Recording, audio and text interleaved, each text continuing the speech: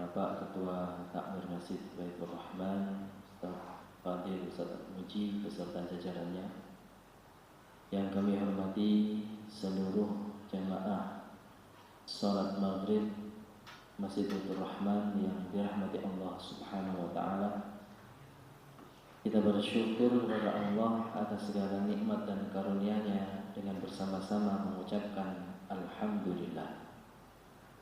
Kita bersolawat kepada Nabi kita Muhammad sallallahu alaihi wasallam dengan membaca Allahumma shalli wa sallim wa barik wa an'im ala habibina Muhammad, dan juga mengucapkan salam kepada beliau dengan ucapan assalamu alayka ya Rasulullah. Tidak lupa kita berterima kasih kepada pihak Takmir Masjid Baitur Rahman yang senantiasa berusaha untuk memakmurkan masjid ini dengan berbagai programnya, yang mana salah satu programnya adalah yang kita jalankan bersama-sama pada malam hari ini, yaitu Majlis Ilmu. Wa majtama'a qaumun fi baitin min buyutillah yatluna kitaballah wa yatadarasunahu bainahum illa nazalat alaihimus sakinah wa haffathumul malaikah wa wasyiyatuhum rahmah wa dzakarakumullahu fi man indah. Artinya, dan tidaklah suatu kaum berkumpul di suatu masjid untuk belajar Al-Quran, melainkan Allah menurunkan kepada mereka as-sakinah. As-sakinah niku ketenangan. Wa haffathumul malaikah, malaikat menaungi, berdoa kepada Allah memohonkan ampun kepada mereka. Wa ghasyiyatuhumur rahmah, dan diliputi oleh rahmat Allah. Wa dzakarahumullahu fiman indah, dan juga Allah menyebut-nyebut mereka yang duduk di majelis ilmu di dalam masjid itu kepada makhluk yang ada di sisinya.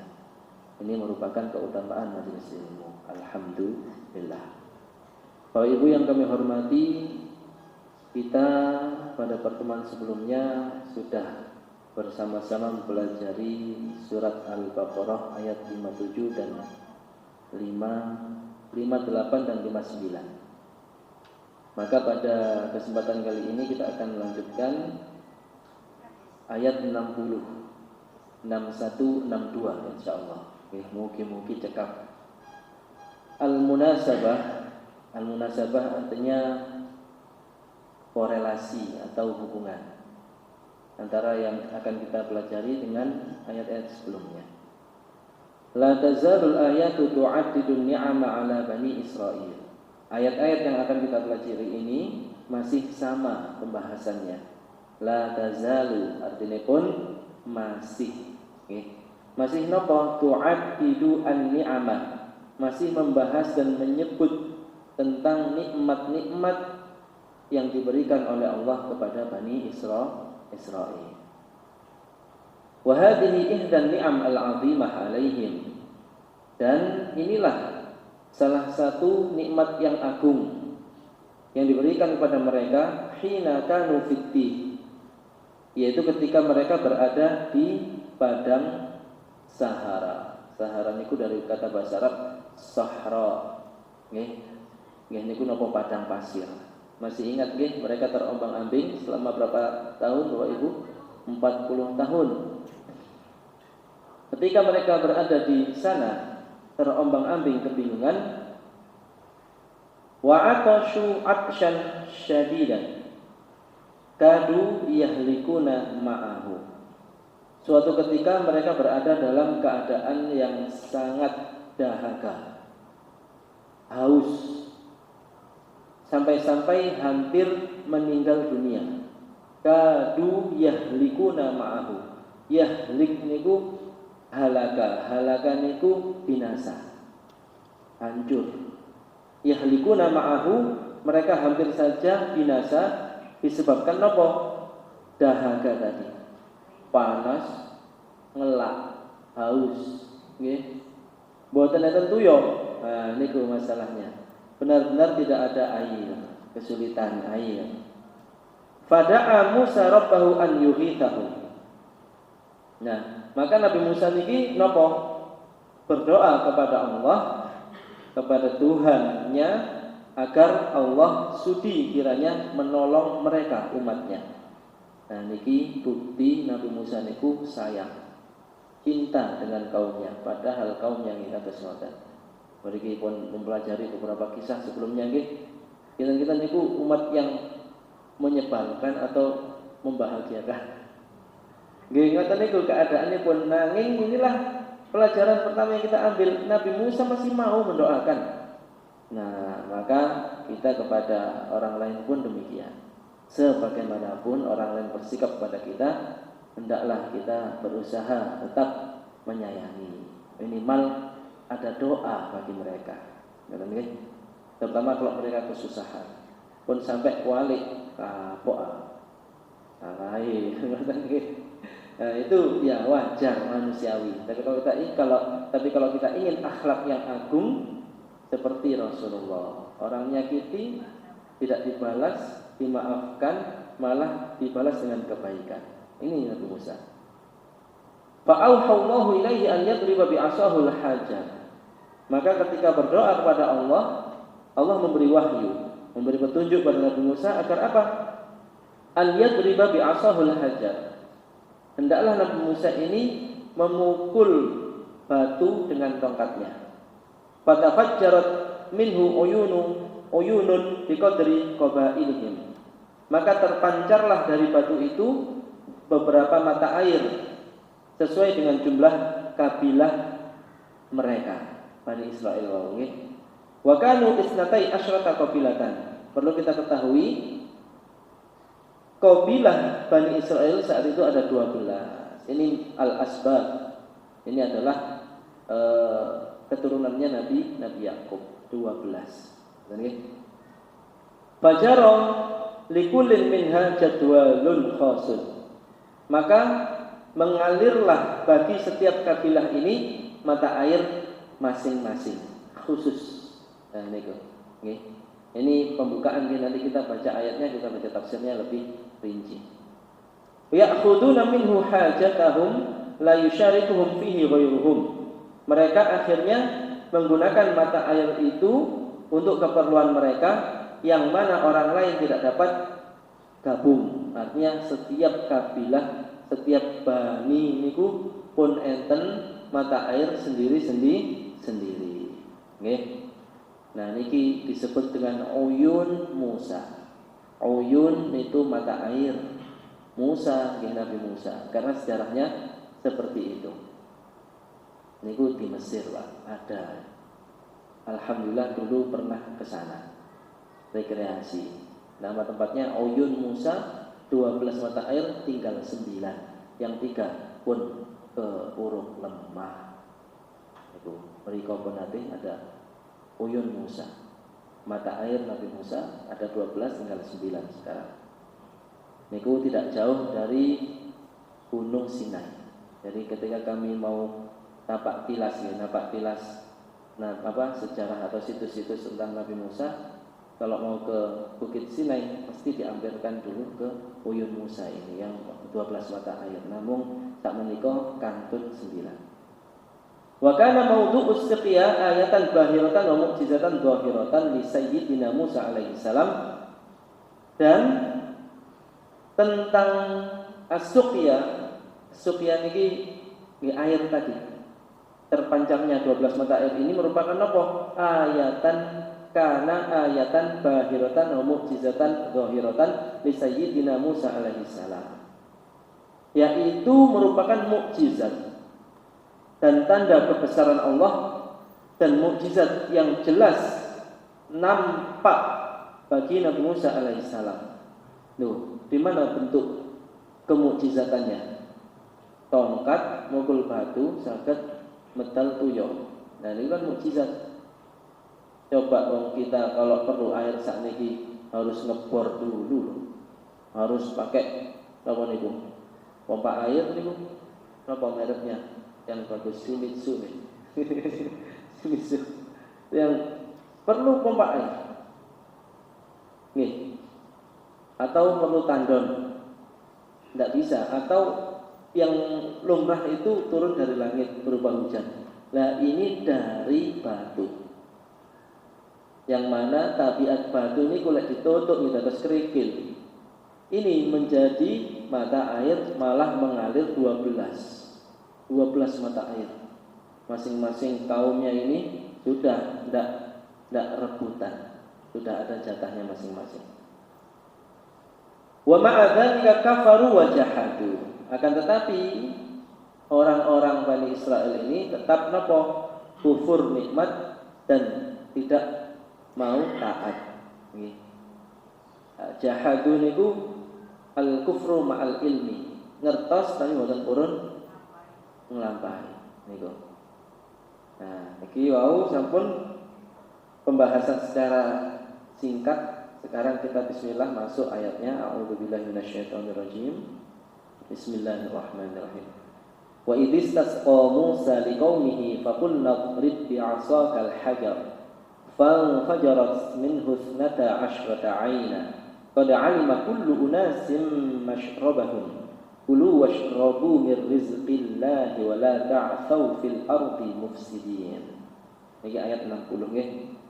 Wa idistasqa Musa liqaumihi utawi sebutkan nggih.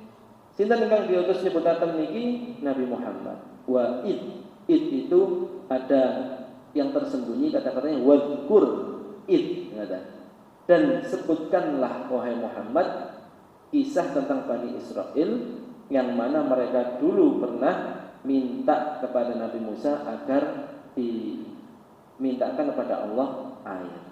Kenapa kok Nabi Muhammad diutus mawasakan ayat ini kepada kita umatnya? Kita umatnya subados ngertos subados semerap. Lalu kalau sudah ngertos dan semerap, napa? Ya diambil pelajarannya dalam kehidupan sehari-hari. Napa mawon pelajaranipun? Nggih mangke mriki coba kita cari tahu. Ai udkuru ya Bani Israil. Ingatlah wahai Bani Israil. Sinten niki yang diutus Bani Israil untuk mengingat ya orang yang hadir saat itu ketika ayat ini diturunkan, yaitu orang-orang Yahudi di Madinah. Ingatlah dulu nenek moyangmu. Nah, aslinya mereka itu pun semerap, tapi diingatkan lagi. Apa? Hina talaba Musa as-suqya liqaumihi wa qad atashu fitti. Yaitu ketika Nabi Musa tolaba utawi nyuwun, tolaba utawi minta atau mencari. Talibul ilmi niku penuntut ilmu. Di sini napa sing disuwun oleh Nabi Musa as-suqya. As-suqya niku napa? Minum. Jadi kita kalau ada hadis niku berbunyi khairus shadaqati saqyul ma'i. Sebaik-baik sedekah niku maringi tuyo, ya. Memberi orang lain minum. Apalagi kalau orang itu puasa. Niku mesti entah niku raja ta rakyat biasa, poso, haus dikasih minum mesti senang. Karena haus dan lapar tidak pandang bulu. Nah, as-suqya ini berarti minta air. Tidak minta hujan. Minta air secara umum. Untuk siapa? Liqaumihi. Wa qad atashu fitti. Untuk umatnya, untuk kaumnya ketika mereka kehausan di padang pasir tadi, di padang tih. Wow. Nah, di sini sekali lagi pelajarannya adalah Bani Israil niku nggih mboten gadah izin. Pun kathah diparingi, pun kathah melanggar, pas butuh mesti mboten purun sorong. Mereka tahu Nabi Musa itu dungane mandi. Napa hati-hati, napa nggali sumur, kesuwen ada nabi. Musa kene kausan tega ta sampean. Tolong sampean donga lak mandi donga sampean. Ngoten lho. Nah, di sini juga pelajarannya apa? Boleh bagi kita minta doa. Nggih, nyuwun ditongakaken tiyang lintu niku angsa. Tolong dongakno aku. Aku kesusahan ngene. Nek iso bantu yo, selain donga yo alhamdulillah. Musa kan tidak hanya janjeni, tapi saestu benar-benar membuktikan. Langsung dimintakan. Akhirnya napa jawaban Allah langsung faqulna. Faqulna idrib bi'asakal hajar. Idrib ayya hajarin kana. Maka kami wahyukan kepada Nabi Musa, napa idrib. idrib niku daraba yadribu mukul. Nggih, mukul. Mukul itu ada dua makna. Nggih. Secara fisik atau non fisik. Kadang itu ada kalau hadis nih, kalau anak umur 7 tahun ajarkan sholat. Umur 10 tahun kok boten sholat dipukul. Dipukul niku secara fisik nggih dipukul plek ngoten. Kalau yang non fisik niku dibuat perumpamaan. Doroban niku juga bisa diartikan dorbul matal. Ngoten nggih. Contoh, misal kalau sampai tidak sholat nak umur sampai 10 tahun sampai ini udah wajib sholat. Kalau tidak sholat nanti sangumu tak potong 50%. Biasanya tak sangoni 20.000, kalau nggak sholat tak potong jadi 10.000. Itu juga pukulan dan itu lebih sakit ya tenang. Nah, pukullah ayya hajarin kana, pukullah batu mana saja. Lalu otomatis dipukul oleh Nabi Musa. Tatafajjaru bi qudratina al-uyunu minhu, maka akan terpancar. Tatafajjar niku insyiqaq, terbelah. Batu itu terbelah mengeluarkan air. Di sini disebutkan dalam tafsirnya bi qudratina. Bi qudratina ini berarti atas kuasa kami. Dados saya mriki sedanten saged napa-napa niku atas kuasa Gusti Allah Subhanahu wa taala. Nggih. Atas kuasa kami apa yang terpancar al-uyunu nggih niku mata-mata air, beberapa mata air minhu darinya, dari batu tadi. Fa fajarat minhu 12 aina. Ketika benar-benar perintah Allah dilaksanakan alias napa boten protes nggih. Kan aslinya ini rotok, boten masuk akal. Kami minta air, pukul batu itu. Secara logika batu apa hubungannya pukul batu dengan air? Kita minta air harusnya hujan. Kalau enggak tiba-tiba terpancar napa dari dalam tanah, sumber air yang memancar. Apa hubungannya dengan mukul batu? Nah, inilah terkadang kita ini di dalam menjalani kehidupan ini harus percaya sama perintah Allah. Kalau kita ingin rezekinya lancar, ya takwa. Kuncinya takwa. Nah kan kadang apa hubungannya takwa dengan rezeki lancar? Nah itulah perintah Allah. Inilah takwanya Nabi Musa. Kamu gelem banyu kayak kaummu, nah itu watu. Apa itu batu itu pukullah. Nah ini berarti Nabi Musa taat. Takwa kepada Allah langsung dilakukan, tidak banyak tanya. Loh emangnya kenapa dipukul ya Allah? Wong saya mintanya air, bukan pecahan batu, bukan kerikil. Di sini bentuk Nabi Musa niku istijabah, cepat melaksanakan perintah Allah niku cepat. Boten protes, boten pakai akal pikiran. Kok nggak logis ya?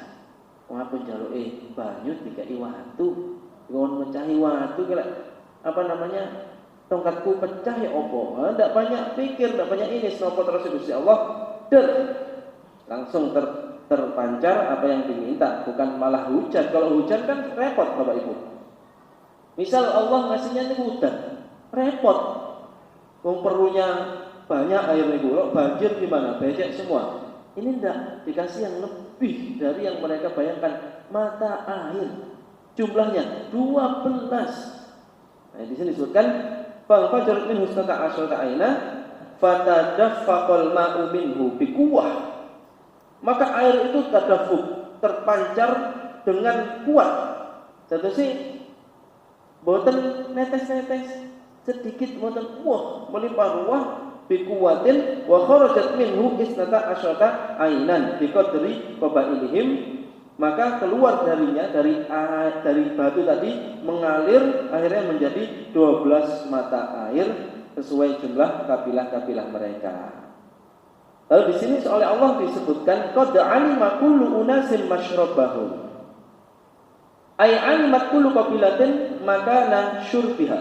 Maka dengan terpancarnya 12 mata air ini, setiap kabilah, setiap bani dari Nabi Yakub punya 12 keturunan tadi itu, akhirnya setiap bani atau setiap kabilah tadi mengetahui masing-masing atau mengetahui mata air mereka masing-masing.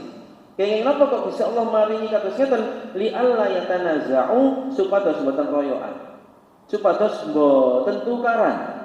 Apa hikmah yang bisa kita ambil Bapak Ibu? Mboten usah ngeroyok ke wong liya. Dari ayat ini kita bisa memahami bahwa rezeki niku pun dibagi Gusti Allah piyambak-piyambak. Sudah masing-masing. Keluarga kita ya iki jatah. Keluarga tetangga kita ya iku jatah. Setiap kita ini memiliki jatah, maka mari menikmati jatahnya masing-masing. Pun sampai kepingin mata air orang lain. Kadang niku urip sawang sinawang. Kok koyo ane mata air nang kono luwih iki yo. Wah. Di mereka juga ya tibake buta tibake kok atuh apik ngoten. Nah sama dengan kehidupan ini, semua itu sama Allah sudah diberi takaran masing-masing dalam kehidupan dunia. Maka tidak boleh kita ini iri, tidak boleh dengki, tidak boleh tersiksa melihat orang lain bahagia, tidak boleh bahagia melihat orang lain tersiksa.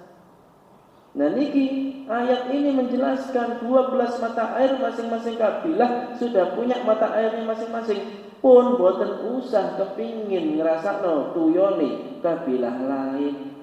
Kita juga di sini menjalani kehidupan di dunia ini, rezeki niku sampun dibagi piyambak-piyambak. Sudah dengan takaran Allah, sudah atas kekuasaan Allah. Allah lah yang Al-Alimul Hakim, Maha mengetahui, Maha bijaksana. Kalau kita yakin Allah niku Maha mengetahui dan Maha bijaksana, maka hidup kita tenang. Oh, berarti jatahku kayak ngene iki, berarti menurut Allah kayak ngene aku pantes e. Wedine lek luwih teko iki, tibake aku gak sapa masjid meneh. Wedine lek aku ternyata sama Allah diberi lebih dari itu, mungkin menurutku baik, tapi menurut Allah enggak baik. Apa? Jangan-jangan nanti aku menjadi orang yang sombong. Nah, makanya bahaya. Macam nggih, dadose qad alima kullu unasin masyrabahum, setiap kabilah sudah mengetahui mana bagian mereka dari mata air yang 12 itu. Dadose bani ini di sini, tidak boleh di tempat yang lain. Maka kita harus mengetahui bahwa inilah mata air kita masing-masing pun dijatah kalau Gusti Allah sing niki dados niki, sing niki dados niki, sing dados niki, disyukuri, dinikmati. Pun sampai koyo aneh aku lek kok wong iku enak ya. Belum tentu. Mboten nggih, jangan orang itu melihat kita gitu juga. Enak ya wong iku nang koyo enak ya Ustaz. Tidak profesi ya, tidak boleh seperti itu. Pun yang ada di depan mata dijalani itulah kebijaksanaan Allah dan maha mengetahuinya Allah untuk kita. Kemudian ada perintah dari Nabi Musa kepada umatnya. Nah, iki lho wis ana banyu, wis gak ngelak meneh. Kulu washrabu min rizqillah. Nah, ini ada yang menafsirkan ini ucapan Nabi Musa kepada umatnya, ada yang mengatakan ini firman Allah melalui Nabi Musa. Apa? Kulu minal manni wassalwa. Nah, masih ingat nggih? Kulu washrabu, makanlah dan minumlah mir rizqillah, dari rezeki Allah itu. Nah, ini perintah pada kita juga, sing enten itulah yang dinikmati. Sing enten itu sing dimaem, sing enten itu yang diminum. Pun enten iki golek sing mboten enten. Kapan ejone, ngeten kan? Enten A madosi sing B, enten B madosi sing C. Nah, di sini apa? Kulu washrabu mir rizqillah, kulu minal manni wassalwa. Ma'aman sing ono yaitu almanna wassalwa. Napa riyen alman? Manna. Napa? Sejenis madu. Itu nutrisinya tinggi, terus rasanya juga enak. Wassalwa sejenis burung seperti burung puyuh, dan itu sangat mudah didapat oleh mereka. Washrabu min hadzal ma', dan minumlah dari air yang sudah tersedia ini. Ini mata air yang 12 tadi. Berarti yang sekarang kita kerja profesinya ini, itulah dinikmati. Yang sekarang mungkin nanti pulang ke rumah dimasak bojone nopo enten niku nggih niku sing dinikmati.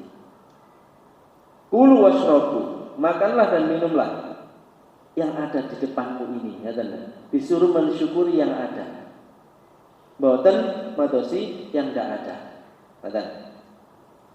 Kenapa? Min ghairi kadin minkum wala ta'ab. Tanpa susah payah kamu mendapatkannya. Nah, pun enten di depan mata, kok golek sing liyane, berarti niku menyusahkan diri sendiri. Di sini disebutkan oleh Allah, disebutkan di dalam tafsirnya, ma'amman itu alman wasalwa, dan juga minumlah air yang sudah kami sediakan, karena itu huwa min khalisi in'amillah. Dia benar-benar murni nikmat Allah kepadamu yang kamu tidak perlu bersusah payah. Makanannya memang hanya itu, al-manna wasalwa saja. Tapi kandungan nutrisinya luar biasa, gizinya luar biasa untuk kebutuhan napa? Kesehatan jasmani mereka saat itu, Tapi memang hanya satu macam al-manna wasalwa tadi. Minumnya ya hanya dari mata air masing-masing itu. Intinya napa sih Bapak Ibu? Nggih niku trimo ing pandum. Pun dipandumi Gusti Allah kata sudah dibagi sama Allah depan mata yang ada apa? Teriman. Lek tiyang teriman niku mangke gadah sifat qanaah. Qanaah niku puas. Menawi puas nggih eco uripe pun mboten enten kirani. Nah, tiyang niku kadang lawane qanaah niku tomak niku tamak niku entene napa? Pengen liyane. Terus ini pelajaran penting bagi kita supados boten kados Bani Israil. Lho kenging napa? Soalnya nanti ada di ayat selanjutnya itu mereka mulai bosan. Kemudian kita lanjutkan dulu. Wala ta'sau fil ardi mufsidin. Dan janganlah menyebar di muka bumi dengan membuat kerusakan. Ai wala tatghaw fil ard. Jangan melampaui batas dalam hidup di dunia ini. Bi anwa'il baghi wal fasad, dengan bermacam-macam melakukan al-bab. Bab itu napa melampaui batas, ya al-fasad itu kerusakan. Nah, kerusakan yang paling parah adalah asyirku, yaitu berbuat syirik. Perbuatan yang kerusakan yang parah dalam pandangan agama Islam adalah nomor setunggal syirik, kemudian maksiat. Niku rusak, kerusakan. Tegese mboten kudu moro-moro merusak omahe tangga.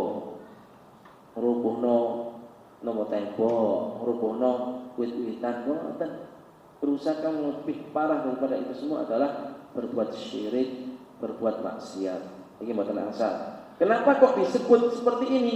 Kadang tiang niku lek pun dicukupi, lupa yang memberi, akhirnya kufur nikmatnya dibuat maksiat. Ini diingatkan, niki wis enak kurang ngopo. Ma'em ada makanan bergizi, ada asalwas jenis madu yang bergizi, minum sudah ada 12 mata air wis ojo royoan, maring ini ojo maksiat, ojo berbuat kemusyrikan. Jadi kalau kita sama Allah sudah dicukupi hidupnya di dunia ini, cukup bersyukur melakukan ketaatan, boten asal melampaui batas. Mulai batasnya ya napa? Batas ngaten ada batasnya. Salat itu wajib. Kok meninggalkan sholat berarti dia melampaui batas. Zakat itu wajib. Kok mboten bayar zakat berarti dia melampaui batas, dibatasi wajib ini. Kok mboten, nah itu maksudnya kemaksiatan melanggar. Nggih. Kemudian di ayat 61 diceritakan. Nah, wa id qultum ya Musa, ai udhkuru ya Bani Israil. Ingatlah juga peristiwa ketika kalian wahai Bani Israel, qultum li nabiyikum Musa, kalian berkata kepada nabimu bernama Musa, wa antum fis sahra, dan kamu sedang berada masih terombang-ambing di padang pasir itu, di Tih. Ta'kuluna minal man wassalwa, kamu memakan makanan yaitu al-manna wassalwa. Apa yang dikatakan oleh Bani Israel kepada Nabi Musa waktu itu? Napa? Lan nasbiru ala ta'amin wahid. Kami tidak sabar, tidak senang, bosan kalau menunya ini saja. Bayangkan ya. pun boten susah payah disediakan Gusti Allah kok nyuwun luweh dari itu, mengatakan lan nasbiro, kami tidak akan sabar lek ngeten terus ala ta'amin wahid ini. Nah, ini pelajaran penting bagi kita. Kalau rezeki kita nggih ngoten-ngoten mawon sak moten mawon pinten lawuh nggih lek mboten tahu tempe niku pun sampai protes. Disyukuri kata sing mboten saged maaf. Kata sing badhe maem niku dah bersusah payah dulu. Sampai harus Masya Allah. Nah, kalau kita masih bisa makan dengan tenang, dengan santai, terus bisa ketwarak meskipun lauknya yaitu itu saja, jangan sampai niru Bani Israel sing nopo lan nasbiro ala ta'amin wahid. Kami tidak mau kalau menunya gini-gini ta'am wahid, makanannya cuma ini saja. Nggak tahu ay ala nau'in wahid muka wa alman wa salwa tadi. Kok cuma ini saja sih? Nopo menunya dari kemarin-kemarin almana al-salwa. Kan nggih? Nopo akhirnya mereka pada ulana rabbak yukhrij lana mimma tumbitul ard. Maka wahai Musa, wahai nabi kami, tolonglah engkau doa. Yang di sini kurang non sewu nih. Kalau kita perhatikan segi bahasa, mereka itu nopo mengatakan pada ulana rabbaka, serulah Tuhanmu. Kok Tuhanmu? Kok bukan Tuhan kami, Tuhan kita? Ngerti? Ini memang non sewu Bani Israelnya agak-agak, rotok-rotok. Udah pun ngoten yukhrij lana, agar dia Tuhanmu itu menumbuhkan untuk kami mimma tumbitul ard, yaitu dari hasil bumi. Maksudnya niku nyuwun luweh, ndak mau kalau cuman almana wasalwa. Matane nyuwun itu insyaallah hasilnya nggih angsal mawon. Tapi bukan berarti kufur nikmat yang apa kita berusaha memperbaiki segi perekonomian kita, gizi keluarga, makanan itu boleh, asalkan terus disertai rasa syukur. Kok ini kan bukan rasa syukur, rasa protes nih. Lan nasbiru ala ta'amin wahid, fad'u lana rabbak, mboten purun usaha. Coba ini kan wow, nyuwun ditungakno. Coba doakan kepada Allah, ayolah. Napa? Mimma tumbitul ardu min bakaliha wa qithaiha wa fumiha wa adasiha wa basaliha. Ini permintaan Bani Israel. Menunya disebut. Coba bayangkan ya. Tolonglah Gusti Allah niku mosok mek ngene tok. Kan bisa sih ditumbuhkan dari dalam tanah itu napa nomor setunggal mim bakaliha, nggih. Mimma tumbitul ai utullah. Doalah kepada Allah an yarzuqana, akan memberi kami rezeki ghairu dzalika ta'am. Bukan hanya makanan yang tadi, faqad sa'inna. Kami bosan. Ini di tafsirnya disebutkan, mereka itu bosan Bapak Ibu. Bosan roti yang diparingi pun coba terus nonton bosan. Ini kufur nikmat namanya. Kata si anak-anak dilatih syukur nikmat. Jangan sampai bu mosok ke Senin sampai Minggu lawe kuai. Syukur alhamdulillah sik sama jangan delok. Ajak keliling Mojokerto. Di daerah-daerah yang lain itu lihat orang itu kesusahan untuk makan yang kesusahan. Kata nggih. Sa'inna al-manna wa salwa, kami sudah bosan terhadap menu al-manna wa salwa. Wa karihnahu, pun boten seneng. Karihna itu makruh, dari kata-kata kariha yakrahu. Itu saya sudah tidak suka.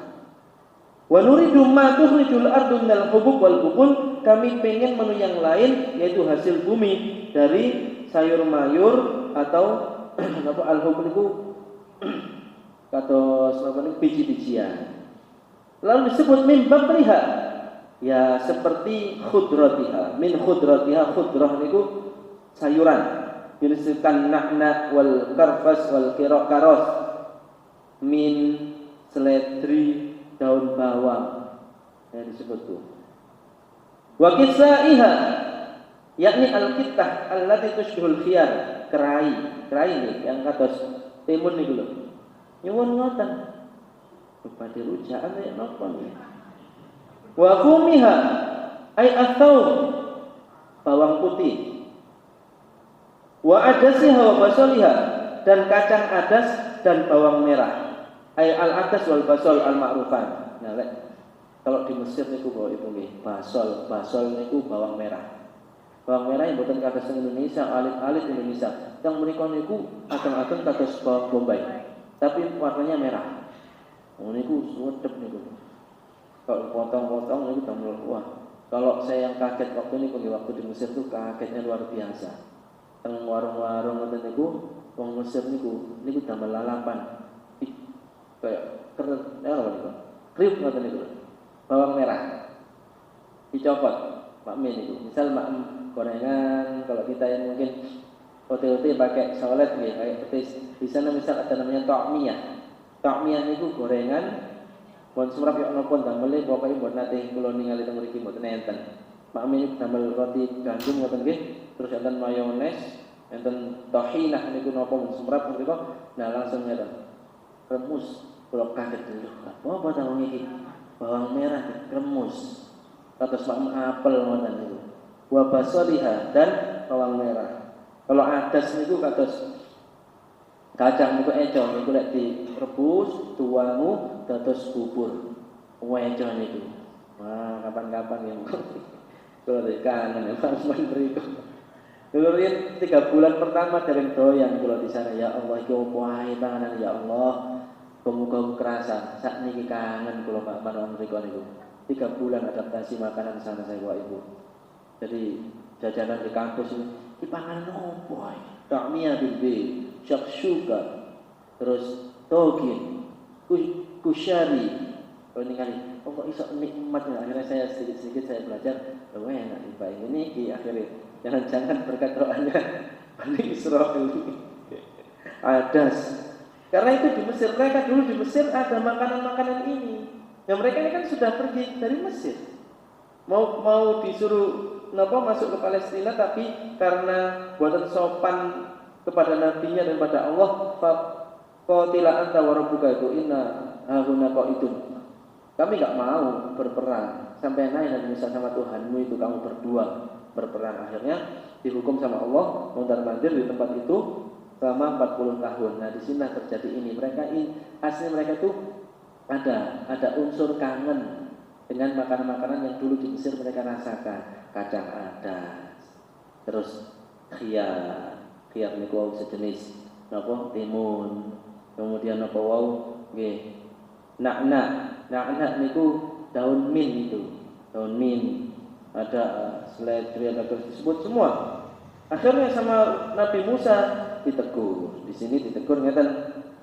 Qala Nabi Musa menjawab, "Atas tabdinul ladzi huwa adna billadzi huwa khair." Ai qala lahu Musa munkiran alaihim. Nabi Musa niku berkata menjawab mereka munkiran alaihim, mengingkari ucapan mereka. Aslinya boten seneng, menolak. Boten setuju. Waihakum. Wah niki parah niki. Waihak niku kalau untuk satu orang, kalau waihakum untuk banyak orang. Niki nun sewu saestu. Bahasa kasar niku pisuane wong Indonesia. Kalau wong Arab mengatakan waihak. Oh celoko. Oh kurang ajar awak niki, ngoten. Lho, awake gak apa-apa ta, ngoten. Bahasa Arabnya napa? Waihak. Dan itu biasa di kalangan napa? Orang Arab untuk menegur, bukan berarti negatif. Kalau di sini misuh kan negatif sekali. Di sana ungkapan kaget, nggak percaya dengan apa yang dikatakan oleh orang lain tadi.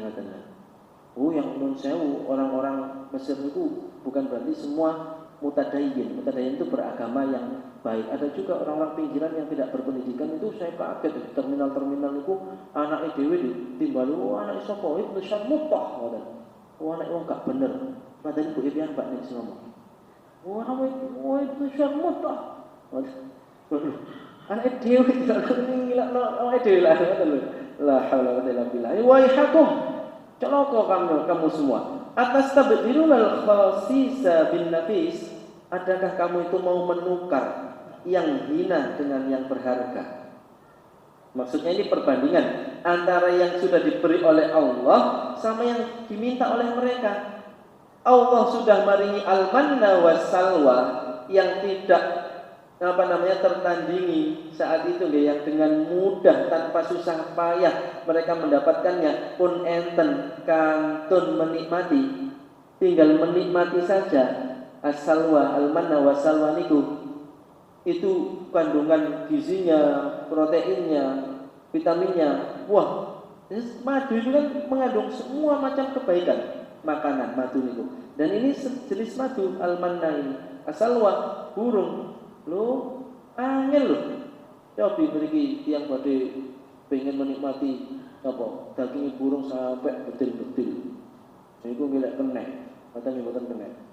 Kangelan, burung puyuh. Nah, ini burung sejenis burung puyuh yang mudah didapat, langsung dimasak dan sebagainya. Lah kok mereka minta yang nilainya rendah? Apa pelajaran yang bisa kita ambil? Nek nyuwun nang Gusti Allah, kehidupan itu harus lebih baik. Ngoten lho. Pun ngeten, ya Allah kula sakniki terus ngeten. Kula pengen kados niku. Maksudnya sing luwih rendah. Ya mboten angsa, minta kepada Allah niku yang lebih bagus. Ya Allah, kula riyen kados ngeten ya Allah. Kula pengen luwih sae, minimal nek mboten saged kula anak kula ya. Nek mboten putu kula ya Allah, kula riyen noman-noman kula niku dereng kenal agama ya Allah. Sakniki jalan paring rezeki ya Allah, anak kula kenal agama ya Allah. Putu-putu kula kenal agama ya Allah. Dan niku hebat. Dan iki nek Bani Israil boten pun diparingi eco, diparingi enak, diparingi boten susah payah, nyuwun sing susah payah. Berarti kan itu minta susah. Kudu nandur dhisik. Nggih, enak lah tumbuhkan langsung tumbuh. Napa bawang, ini buatan saged, mesti harus usaha dulu. Nanam, bercocok tanam, gelek hasil, gelek buatan kena hama dan sebagainya. Sudah ada disyukuri. Nah ini kan pelajaran pentingnya di situ. Kalau sudah ada disyukuri, nanti Allah nambah. Kalaupun kita ingin minta kepada Allah, mintalah yang lebih baik, yang lebih tinggi derajatnya, yang lebih bagus dan lebih nilainya itu lebih berharga. Di sini Nabi Musa duko alias marah ngeniku atas tabdilun al-khasisa bin nafis. Adakah kamu ini mau menukar yang hina dengan yang berharga? Yang berharga ngeniku al-manna wasalwa. Yang hina di sini adalah yang remeh-temeh wau niku. Akhirnya apa? Wa tufaddilun al-basal wal baqal wasaum al-manna wasalwa. Adakah kamu itu lebih memilih bawang berambang ditimbang al-manna wasalwa? Jadi kan harusnya berpikir, iya harusnya mensyukuri. Udah gak usah susah payah, kok nyari yang lain. Kalau dikasih bawang berambang, gimana nikmatinya? Lawuin apa? Langsung gila mau oseng-oseng bawang berambang kan? Akhirnya Nabi Musa saking dukane diperintahkan sama Allah untuk berkata pada kaumnya, ihbitu misra fa inna lakum ma sa'altum. Nah, udkhulu misran minal amsar wa baladan minal buldan ayyan kana litajidu fihi mithla hadhil asya. Kalau kamu menginginkan itu, goni bukan di sini, pergi ke tempat lain. Ada yang menafsirkan ihbitu misran ini tempat manapun, kampung manapun. Ada yang menafsirkan ihbitu misran, pergilah balik orang Mesir kalau pian. Wong pian jarane mau keluar dari Mesir karena tinggal di Mesir itu susah di sana. Dinistakan, dianiaya, dizalimi oleh Musa dan oleh Fir'aun dan bala tentaranya. Oh, saya ingin balik rono hanya karena kangen bawang berambang, timun, seledri, nak dan lain sebagainya tadi. Nah, ini ungkapan ini bukan berarti benar-benar harus pergi. Maksudnya, lek mau itu ya pergi ya kalau kamu mau susah. Di sini sudah ada enak, di sini ada rezekinya, ada mata air yang kamu minta tadi, kok boten syukur.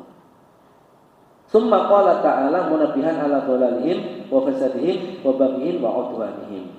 Kemudian Allah niki berfirman di akhir ayat 61 ingin mengingatkan kita akan sesatnya Bani Israel dan rusaknya perilaku mereka dan betapa mereka itu melampaui batas. Nggih. Napa? Wa duribat alaihimud dhillatu wal maskanah. Maka ditimpakan kepada mereka itu kehinaan dan kemiskinan. Nah, niki pun enak-enak gara-gara kufur nikmat akhirnya sama Allah masih santi ngene ku wau ditarik cabut rezekinya.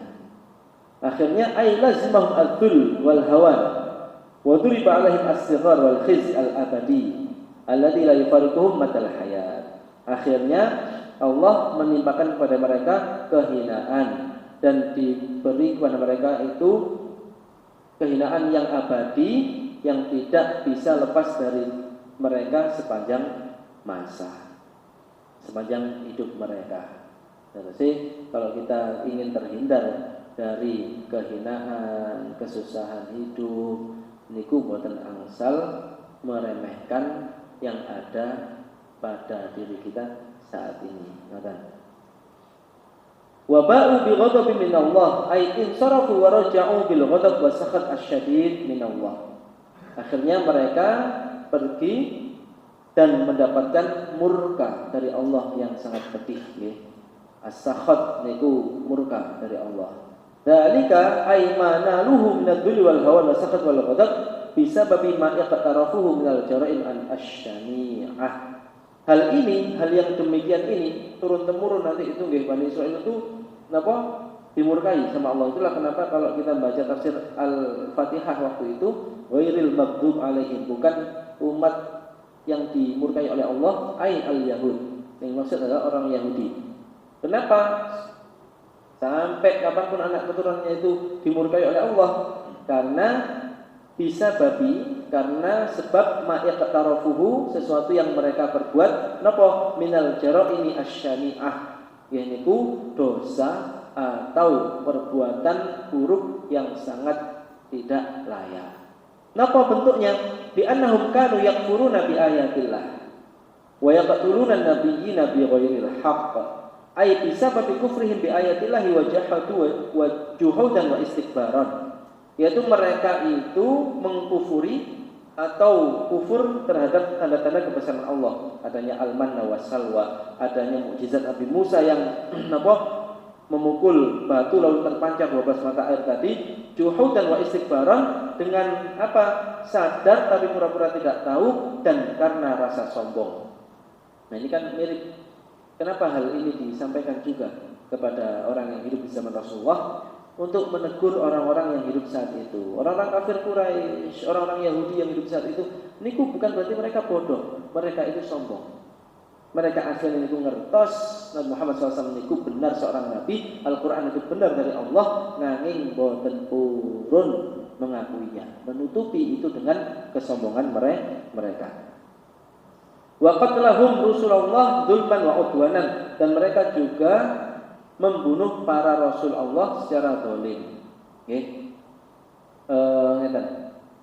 Jadi orang-orang Yahudi itu termasuk orang Yahudi ini kan termasuk orang Nasrani, orang Bani Israil ini umum itu kan mereka merasa telah membunuh Nabi Isa juga, menyalibnya. Dalam Al-Qur'an digambarkan wa ma qataluhu wa ma salabuhu walakin syubbiha lahum. Mereka tidak membunuh Isa, mereka tidak menyalib Isa, tapi yang mereka bunuh dan mereka salib adalah orang yang diserupakan oleh Allah, dimiripkan dengan Nabi Isa. Nah, itu mereka, kelakuan mereka ini nabi-nabi yang lain, nabi niku kan banyak nih. Nabi niku minhum man qasasna alaika minhum man lam naqsusum alaik. Di antara para nabi itu wahai Muhammad ada yang kami ceritakan kepadamu, ada juga banyak yang tidak kami ceritakan kepadamu. Jadi jumlah nabi dan rasul itu lebih dari 25, Pak. Yang wajib kita ketahui 25, yang tidak wajib kita ketahui banyak. Nah, itu Bani Israel itu banyak membunuh para nabi karena membangkang, karena tidak setuju. Termasuk Nabi Yahya itu. Nabi Yahya itu dan Nabi Zakaria itu akhir hidupnya dibunuh sama kaumnya sendiri. Yang buatan usaha kaget. Di zaman Nabi Muhammad SAW, para khulafaur rasyidin itu dibunuh oleh orang-orang juga, orang-orang yang hidup saat itu, termasuk Umar bin Khattab ketika sholat itu ditusuk dari belakang ketika ngimami. Nah, ini saya selesaikan dulu sebentar. Dzalika ma'asaw wa kanu ya'tadun. Yang demikian itu bisa babi isyanihim wa tughyanihim, dikarenakan atau disebabkan oleh kemaksiatan mereka dan karena mereka melampaui batas, wa tamarrudihim ala ahkamillah, dan mereka membangkang terhadap hukum-hukum Allah. Nah, artinya kalau kita ingin hidupnya mulia, tidak ditimpa murka seperti Bani Israel pun sampai nopo bermain dengan hukum Allah. Nopo yang telah ditetapkan oleh Allah pun itu yang kita sami'na wa ata'na, kami dengar dan kami taati. Nggih. Nggih niku akhir pembahasan ayat 61. Tadi di awal saya sebut 60, 61, 62, nanging karena waktu Isya sudah tiba, maka insya Allah ayat 62 dan seterusnya dengan izin Allah dilanjutkan di pertemuan lainnya insya Allah. Oke, boten mawon kang saged kula sampai adon. Saya nyuwun ngapunten menawi enten kata-kata yang kurang berkenan. Matur nuwun. Wassalamualaikum warahmatullahi wabarakatuh.